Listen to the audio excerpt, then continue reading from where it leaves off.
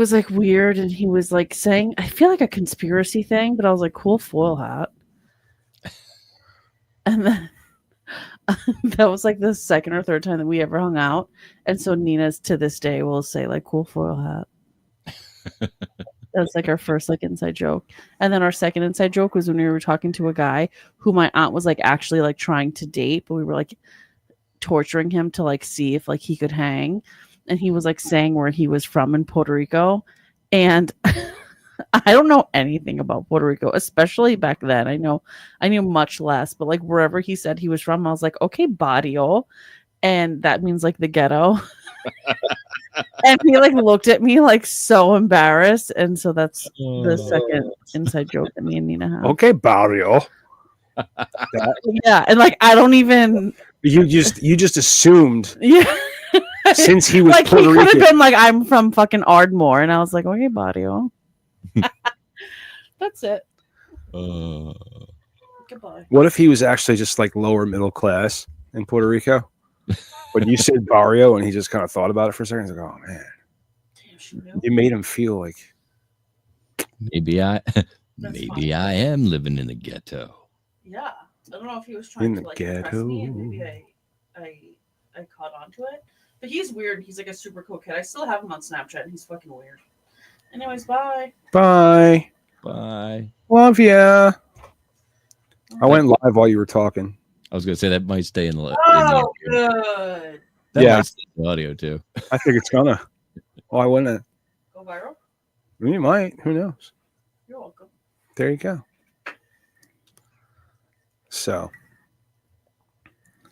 we're back on the Media Virus podcast. B Block. Yeah. B Block doesn't even have music. No, it does not. No. A Block has music. It does. C Block has music. But we tried to get. I had to. That video I started playing was literally marked B Block intro because but it's like it's too much for people who want to listen to podcasts. I think so. You know what I mean? Just like our old intro is. I think that was part of the problem. We are. What's that? We are a bit much. We're a bit much. I wish somebody would leave it as a Google review. They're a bit much. They're a bit much. Our baby's so fucking happy. They're a bit much. Yeah. So, but let's throw a. Just because. Oh shit. What you doing? Well, I was going to throw a quick Botana Organics read, but I just don't have one handy. I do now. At Botana Organics, we believe wellness starts with the best nature has to offer. That's why we're committed to quality. Careful. Fuck you. God damn it. Don't curse when talking about the sponsors. God. Oh. You want to try that again? You want to do a take two? Well, yeah, I'm going to do a take two. And I'm gonna just say right now that can be edited out. But will it be? That's the question. Who knows? But this part is definitely staying in. Are coming now. I may replace whatever we're talking about with something else, which is even funnier. All right. Well, at Botana Organics, we believe wellness starts with the best nature has to offer. That's why we're committed to quality, carefully selecting every product to assure it meets our highest standards. Our premium hemp, CBD, and THC products are organically grown, lab tested, and made with the cleanest ingredients. No shortcuts, no compromises. From calming oils to delicious gummies and soothing creams, every item is crafted to deliver the most optimal benefits for your body and mind. We take pride in doing the work, sourcing the finest cannabinoids to support your well-being, because you deserve products that are as pure and effective as they are safe. Experience the difference that thoughtful curation and premium quality can make.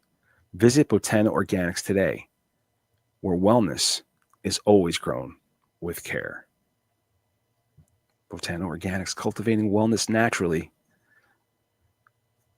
Visit us at 3650 Silverside Road, Wilmington, Delaware, 19810, or check us out on the web at www.botanaorganics.com. Ambient dreamy music fades out. Yeah. So let's get into the truth is stranger than fiction. The truth is stranger than fiction.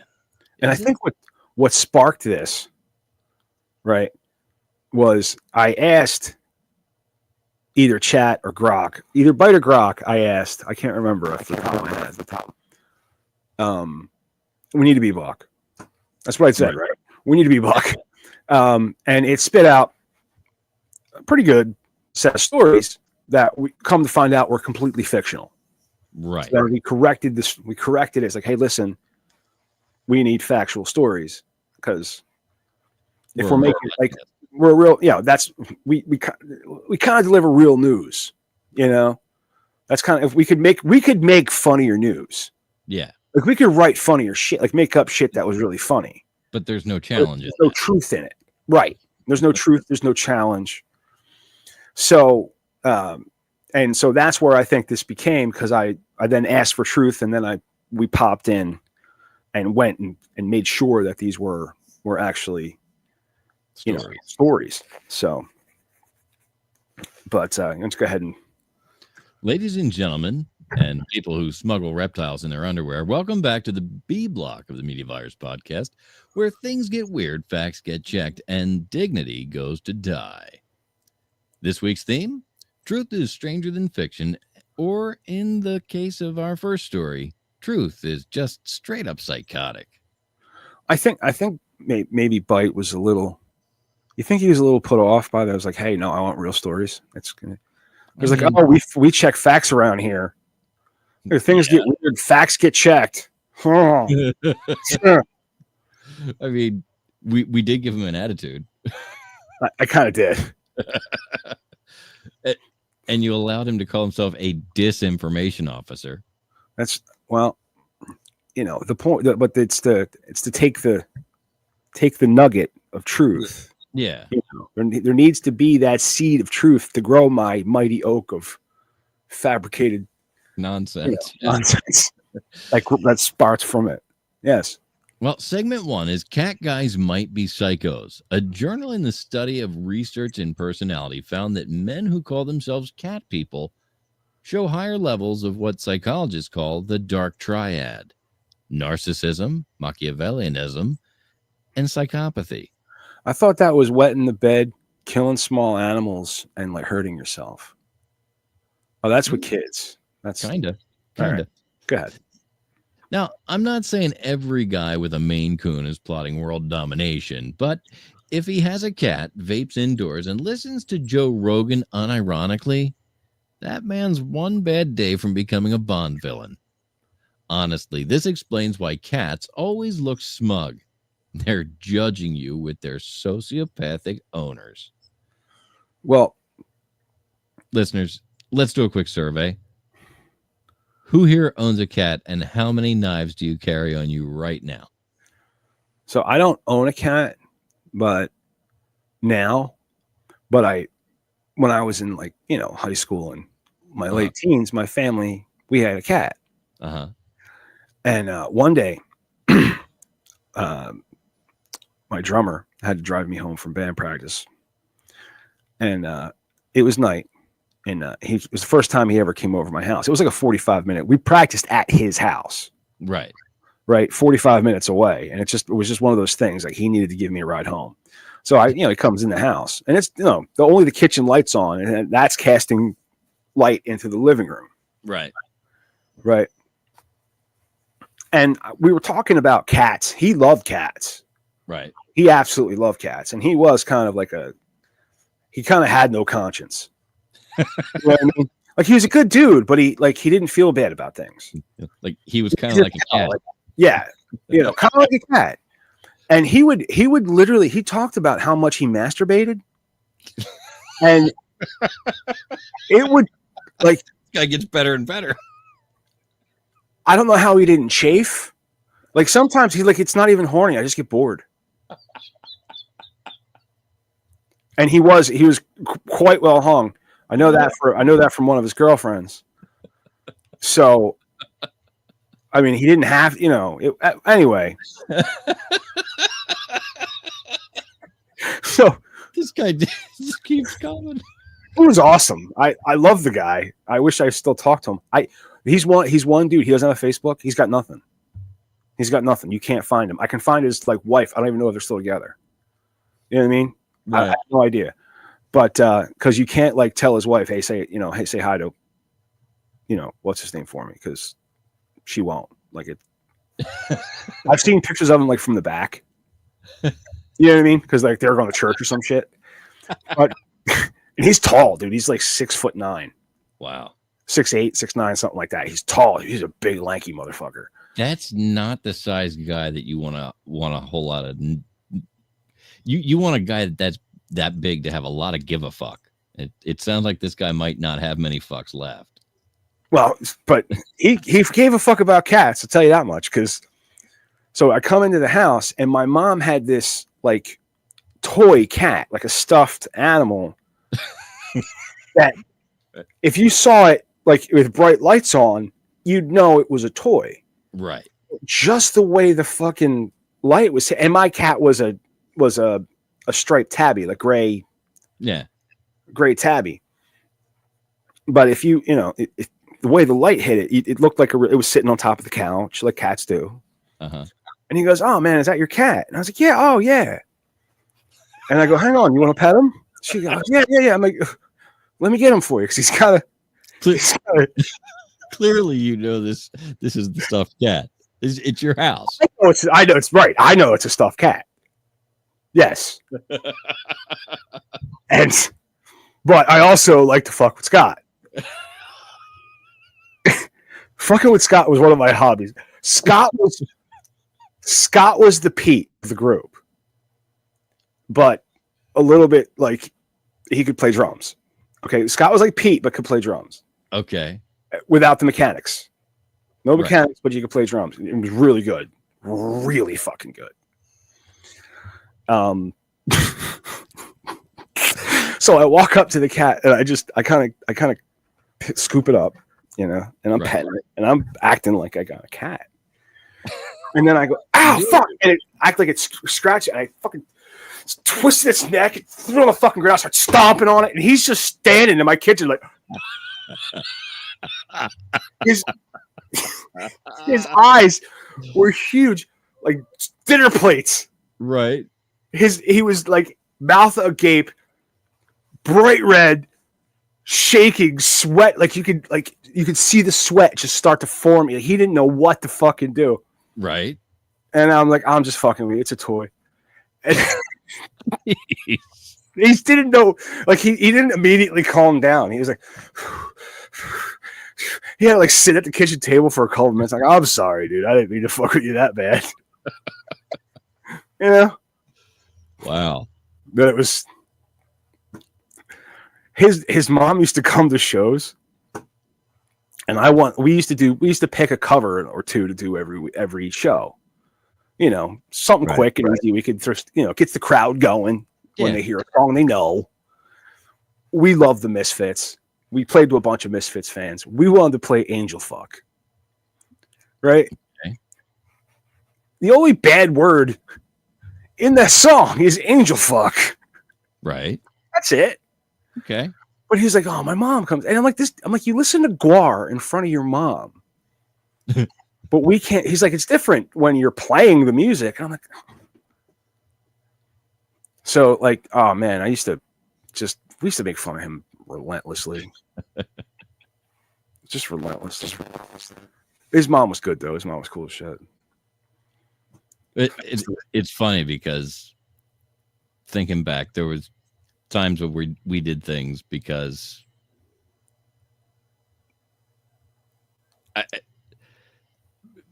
weird. I guess we're significantly cooler than some of the rest of the world. Like Megan comes to us one night when she was like a junior in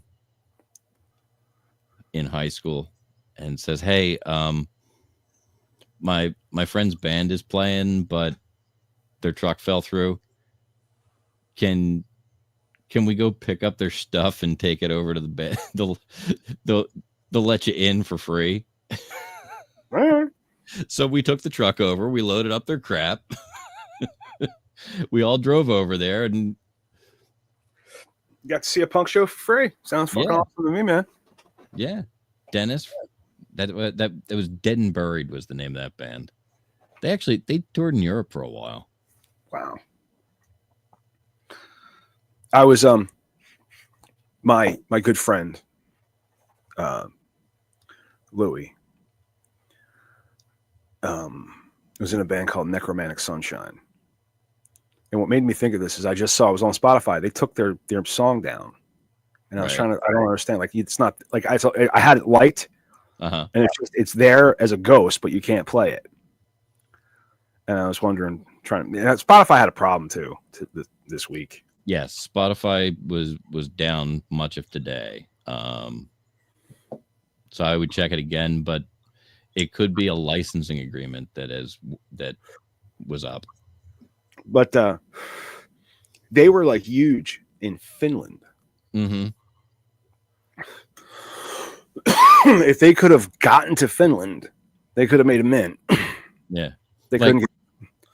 There's a dude that works up the street here at Sal's once in a while. I went to high school with him, and he's a drummer. He's always been a metal drummer, and he's a hired gun. He'll go sit in with a bunch of these. He has a bunch of connections in the really hard metal world, and he'll sign on with the band to do a tour, and he'll be off for 6 months to tour Europe through all the little crap places that like that really specific death metal style. Yeah. And then he comes back here and works at the gas station. Right? Unassuming young man. Well, it's the story of the hired gun, though. The early years of the Ramones. What really, I think, what set the Ramones in America was the album Loco Live, because Loco Live was in Madrid, mm-hmm. and they would go to like Europe and South America and play fucking stadiums, play fucking huge venues, like huge stadiums, and then they were playing like CBGBs in New York. Yeah, you know what I mean, like because that's all they could get. Right. But when Loco Live came out, that's when the American public heard the Ramones in like this huge produced event, and you're like, holy fuck, that's by far the best Ramones album is Loco Live, just because everything's just a little bit more raw, it's faster. Joey's voice is it's less refined, and that's what I love about it. Well, the road does one of two things for a band. It either makes them or it breaks them. Either you're a good band on the road or you're not a good band on the road. Shit. The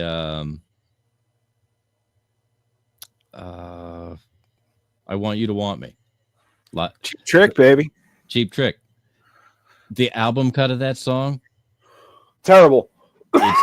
It's awful. It's not it's the singing, the vocals not as strong, and it's about a half a beat or 2 beats slower. Yeah, it's not as good. It's actually just enough to trip you up if you're trying to sing it. Yeah. But the live from Budokan version, it's played at the perfect speed. It paces well. There's good energy. It's 2 different songs. Yeah, no, it's much like Pet Sematary, the Ramones, Pet Sematary. Mm-hmm. You listen to the original, it's spooky and it's kind of, but you listen to the live version, you're like, holy fuck, this is a good tune. But It looks like there was a Michigan couple whose house looked like a really shitty band stayed there. Well, yeah, speaking of people you should not trust, let's head to Michigan, where someone treated a $400,000 home like it was a porta potty at Burning Man. Poop Palace lawsuit. A Michigan couple is suing their realtor and the previous homeowner after discovering their new house was caked, and I do mean caked, in human feces. The couple claims the prior resident didn't use the bathroom like a normal human. No, they opted for every other corner, crack, and crevice of the home. Feces in the HVAC system, urine in the floorboards, poop in the insulation. That's not just gross, it's a But the lifestyle. toilet was spotless. Toilet was completely clean. They're suing for $75,000 in damages, but exactly how do you calculate the cost of emotional scarring that you get from finding turds in your ductwork? Guys, this is a biohazard case, or the origin of the next supervillain. And also, is Febreze enough? No, Febreze is not enough. But it reminds me of there's a story of a divorce that was particularly contentious. Yeah. And the woman had gotten, all the house, all the everything. Everything. And the dude stuck fish in the curtain rods, stuffed them full of fish. And they couldn't get rid of the smell, just got worse and worse and worse and worse. To the point where this woman, the woman got fed up with the noise or with the smell, moved. But brought the fucking curtain rods with her. That's amazing. But it was at that point that when they figured out that it was it was in the curtain rods. But that's it. I mean, so that's a good thing. Remember that, guys. If you're ever in a divorce and your wife gets everything, curtain rods. Yeah, I heard a woman tell a story of catching a guy that she was seeing cheating on her. So she went and got a pound of raw shrimp and hid them around his apartment, various hard to reach places, and left. I used to work at a company called CBR Woodworking. And it was run by a man named Robert Schultz. It's a lot of specific information. Because I don't give a shit. And because I was in cahoots with the vice president of marketing. I'm not going to give his name. But he must have been an okay guy. He was awesome. Still, I love him. Fucking still talk to him. Every once in a while, because there was a project manager by the name of Christopher Robbins, which is just funny. But he had to be one of the fattest human beings I ever seen in my life, and still function. But one day, he shit himself real bad, right next to the office, and it smelled the whole fucking day. And they wouldn't let us go. They wouldn't let us out. Like they wouldn't let us go out. And so every once in a while, I text him. Remember when Chris shit himself? Nobody liked Chris. He was a fucking asshole too, right? But the guy who owned the place, I mentioned his name before. He stunk so goddamn bad from these fucking cigars that he smoked that I don't think he could actually smell anything. No, and you can do it where you can't. And he could barely fucking breathe, like barely fucking, and like fall asleep while he was talking to you. Mm-hmm. Well, one day we purchased fish, just like a big fucking thing of fish. We opened it up and we stuck it under his seat from the back in April. Yeah. He noticed in August.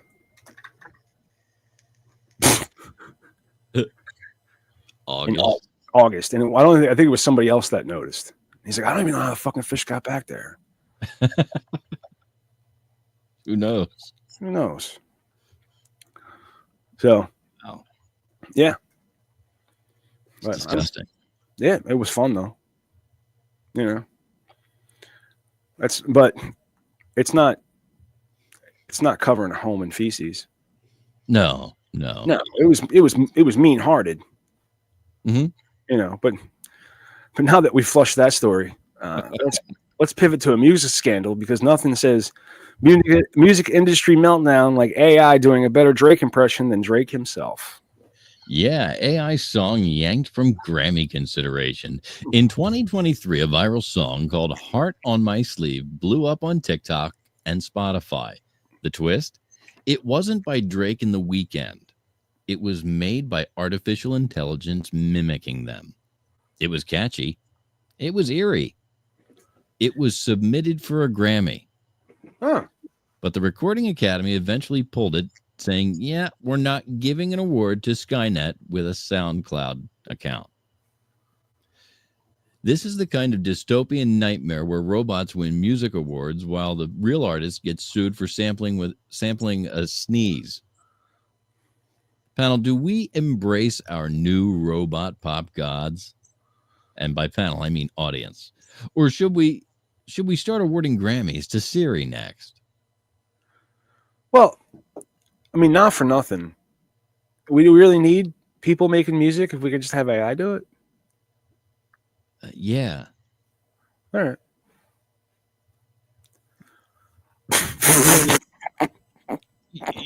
You're a musician. You should know this. Come on. You know, I mean, I can there's more to it than just plunking strings. Dude, anybody, a half a brain could make music. As a matter of fact, a half a brain does make music. I hear that. I'm transitioning into a story that we don't even have loaded up. Nope. But since, like, this is completely unplanned. Since we came around to it. Since we're walking into it here, I got to go find it, though. Because. So the long and short of it is. Oh, shit. There's no link. The link didn't go through. Oh, yeah. Well, it's a real story, so I'm going to copy the title. Okay. I'm going to go into Google. I'm going to just paste it, because I'm fucking efficient, dude. Okay. Right? I copied and pasted it. Now, a revivification project of showcase, right. And a revivification project at the art, and the revivification has quotation marks around it, at the Art Gallery of Western Australia, showcases an in vitro brain created from the DNA of the composer Alvin Lucier.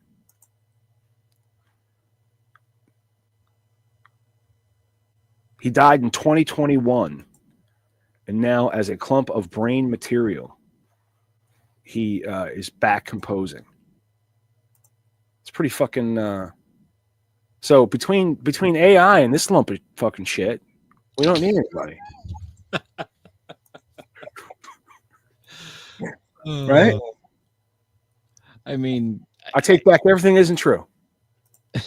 I suppose. You know? I really feel like I feel like there's more to music than than that. Hang on. Because maybe I can...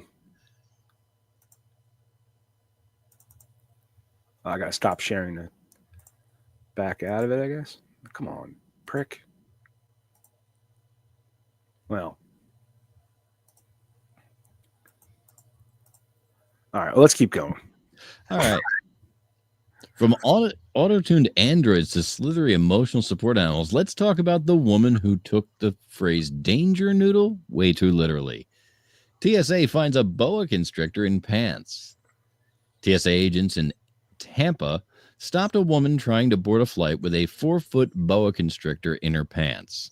She claimed it was her emotional support animal, which, fair, Nothing says inner peace like a predator that strangles rats to death. The snake, Newsflash, in tampon and uses Python for tampon. the snake, named Bartholomew because of course it was confiscated, and the woman was denied boarding.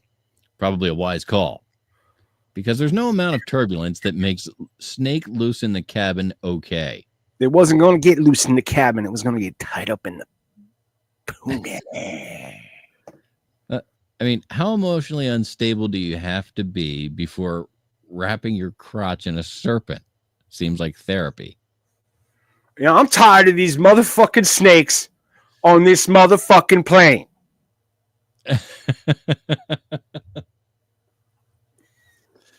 Well, listen, man, if you're thinking it can't get any weirder. Oh, Ken, if you have ever seen that movie on regular television when they loop the curse words, I believe it's monkey jiving. They're monkey jiving snakes on this Monday to Friday plane. On this Monday to Friday plane. Fucking I know I bring up the Goldbergs at least once a week, but they had an episode where they were talking about Die Hard, and how excited he got when it was on TV. It was like, yippee-ki-yay, melon farmer. And then there was a whole discussion about who's the melon farmer, and then all of a sudden there's melon. Like they had melon. It was, yeah. But melon farmer, I thought was good. We used to Minky Finky. In high school, we heard Minky Finky quite a lot. For some reason, I don't know why. But back in the 90s, it was Minky Finky. And we used to say Minky Finky all the time. This Minky Finky. Wow. Yeah. But if you're thinking it can't get any weirder, I present to you the United States Congress, who casually told us that aliens are real, and we just moved on with our day. Now, I know what you're thinking. Matt, this has got to be, I've listened to every 200, what number are we on? 231. I've listened to 200 to 230 previous podcasts. You've told us several times aliens are real. I know. I still can't believe it. And still nobody gives a shit. It's so strange to me, dude. UFO shows, like there was the X-Files, for fuck's sake, was based in apparently truth. But I mean, it would seem. I mean, it was like that was part of the allure was the UFO, the unknown. Like now we know everything. It's like, all right, we know. And now it's probably that way, and we're like, yeah, okay. Yeah, what are you gonna do? We knew it. Well, we gotta feed ourselves to appease their gods. That's fine. In July 2023, former Intel officer David Grush testified before Congress that the U.S. has recovered UFO crash debris and non-human biologics. That's military speak for alien corpses. Let that sink in. They told us we have ET in cold storage, and everyone just kept scrolling. Grush said there's a decades-long cover-up involving secret recovery programs, and multiple sources confirm sightings and retrievals. Meanwhile, the rest of us were like, cool, but have you seen the new Beyonce video? Are we numb to everything, or is this the soft launch of the alien invasion, man? I think it is the soft launch. They're like, all right, well, they told the public about, we told the public about the aliens. They don't give a shit. So now we're going to start, bringing them in a little bit. We're going to tell everybody they're from Guatemala. They'll get pissed off. We want to send them to Guatemala. What? What if the key to balance was already within you? Oh, wow. Your body, an intricate symphony, always seeking harmony. but modern life. It pulls the strings tight.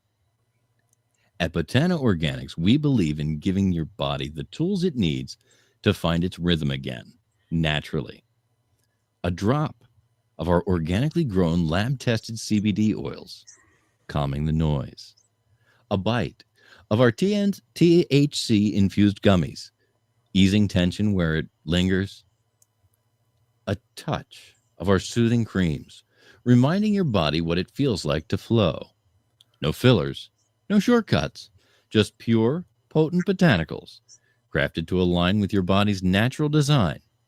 Because wellness isn't a destination, it's a frequency. And we're here to help you tune in. Botana Organics, cultivating wellness naturally. Visit us at 3650 Silverside Road, Wilmington, Delaware, 19810. Or check us out on the World Wide Web at www.botanaorganics.com. All right. Well, I know what you guys are thinking. You're like, dude, B-Block just took us to the edge of sanity. But we're not done. Okay. C-Block is up next. We're going to crank up the chaos to 11 with Big Daddy and Grease Monkey Pete, where the gloves are off and the stores are filthier, and then a gas station bathroom. From horny hermit crabs to a life-threatening celibacy. Dude, you got to fuck to stay alive, dude. That's the way it is. But don't touch that dial, you filthy animals. I know that we end the thing, and then you have to kind of touch some stuff to get us back. So do that when you know what I'm saying. You guys figured it out.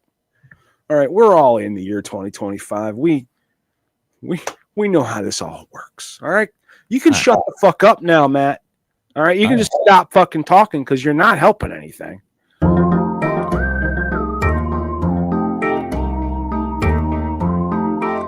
This episode of the Media Virus Podcast is brought to you by 302-46 Voice.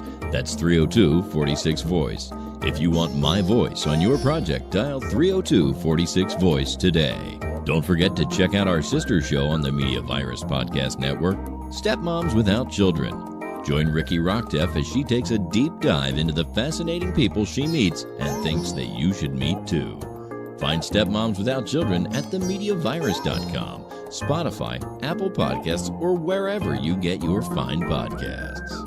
Special thanks to mysportsreports.com and delawaresports.com, delivering regional sports coverage straight to your devices via stream and podcast. Learn more at mysportsreports.com and delawaresports.com. If you wish to sponsor the Media Virus Podcast, email your contact information to pml@themediavirus.com with the subject line sponsor, or leave us a message at 646-VIRUS01. On behalf of the infection team and our feckless leader, Matty Rockdeff, I'm the Reverend Professor Mike Latoris, coming from to you live high atop Uncle Butch Studios, with one hand firmly on the pulse and the other clawing for a shred of sanity. This has been the Media Virus Podcast. We'll be back next week. Find us at themediavirus.com, on social media, or download us now from your favorite podcast platform.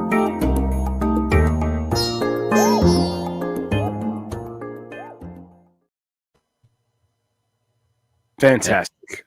That one jammed up on me too. Really? Yeah. Perfect. Came through perfect. I'm going to end the stream again. All right.